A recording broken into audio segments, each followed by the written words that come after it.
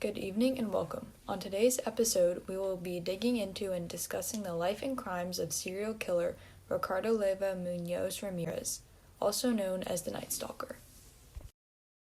Ricardo, known as Richard to the people around him, was one of the most horrific serial killers in history. For over 2 years, Ramirez, who claimed to be a Satanist, terrorized residents of San Francisco and Los Angeles. In the dead of the night, he would break into people's houses and kill them with a wide range of weapons.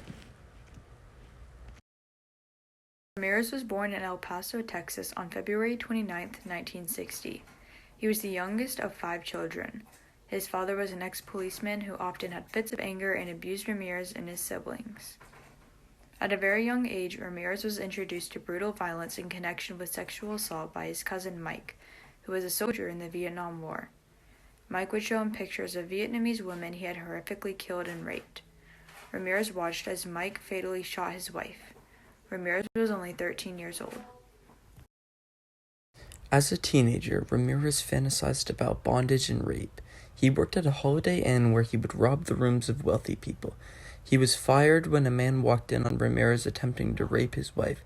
At this point, Ramirez was smoking marijuana and experimenting with drugs such as LSD. He was becoming interested in Satanism and dropped out of school in the 9th grade. Ramirez moved to San Francisco, California, where soon after he murdered and raped a 9-year-old girl in the basement of a hotel. Investigators were able to take DNA from the crime scene that later matched Ramirez's. Nearly 2 months after his first known murder, a 79-year-old woman was found dead in her apartment, beaten and dead. Almost a year later was his next recorded crime. On March 17, 1985, Ramirez broke into a woman's house and shot her when she pulled into her garage. Her roommate then tried to hide and he killed her as well. It did not take long for the terrifying story of the Night Stalker to make national news. Police information leaked to the social media boosted the amount of coverage Ramirez was getting, which only kept fueling him to kill more people. This was just one of the many reasons proving that he wanted to be known and enjoyed the national attention. The attention from the media continued to fuel his killing spree from March 1985 to September 1985, where he killed or abused 28 different individuals. His killings were premeditated, planned out, and contained many patterns.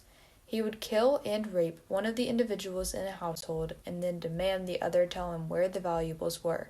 Before he left, he would make them swear to Satan that they were not leaving out any valuable items. Most of the time, he would then kill the second victim. He would often leave a pentagram on the wall or a message in blood. The more Ramirez killed, however, the more evidence law enforcement was collecting against him. Knowing this, he tried to outsmart them and destroy evidence. In one instance, Ramirez was tipped off that his footprints had been taken from a crime scene, so one night he threw his size 11 shoes off the Golden Gate Bridge. Despite Ramirez's attempt to destroy and hide evidence, a cast of his footprints and multiple fingerprints were taken, but the most important piece of evidence of them all was an eyewitness account from an escaped victim. Ramirez had broken into the house of Bill Carnes and killed him, but let his fiancée go, making her promise to tell the police that the Night Stalker had been there. Finally, thanks to the description from Bill Carnes' fiancée, police were able to obtain a description of Ramirez's face. This allowed them to successfully match fingerprints taken from a car Ramirez had stolen to ones in a database from previous traffic arrests and drug violations. Law enforcement had finally found the identity of the Night Stalker and quickly released his mugshot to the public. Finally, on August 31, 1985, the ultimate demise of Ramirez began. That morning, he boarded a bus to go visit his brother in Arizona. After failing to reunite with his brother, Ramirez returned to Los Angeles, where there were many police officers staking out the bus terminals in case the killer tried to escape. To his surprise, Ramirez wasn't aware that his face was all over national news and on the front page of every newspaper. Soon after exiting the bus, a group of elderly women fearfully yelled out that he was El Matador, the killer. In a panic, he then fled across the Santa Ana freeway, attempting a carjack, but was run down by civilians. After running further down the freeway and hopping over fences, he attempted 2 more carjacks. With these attempts both failing, it became increasingly difficult for him to keep running, and he was eventually beat over the head by a mob of civilians until police were able to arrest him and bring him into custody. Ramirez was taken into court, and during his first appearance he yelled, "Hail Satan," in front of the entire courtroom while holding up his hand with a pentagram drawn in it.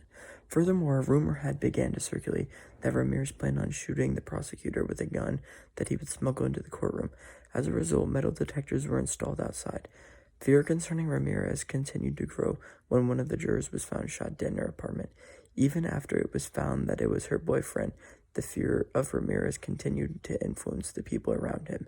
In the end, he was convicted for 13 counts of murders, 5 attempted murders, 11 sexual assaults, and 14 burglaries in a wide publicized trial. Ramirez was sentenced to death by gas chamber, but ultimately died of hepatitis C in a hospital before he was executed. For his mental condition, Ramirez was diagnosed as a born psychopath. He also had schizoid personality disorder, which caused a lack of interest in relationships, detachment, and isolation. This combination of mental conditions caused him to be able to kill because he had no emotional attachment to his victims. The Night Stalker continues to be one of the most famous and well-known serial killers in history, from his horrific and terrifying murders that struck fear into the hearts of Californians to his widely publicized trial. Thank you so much for watching and have a great night.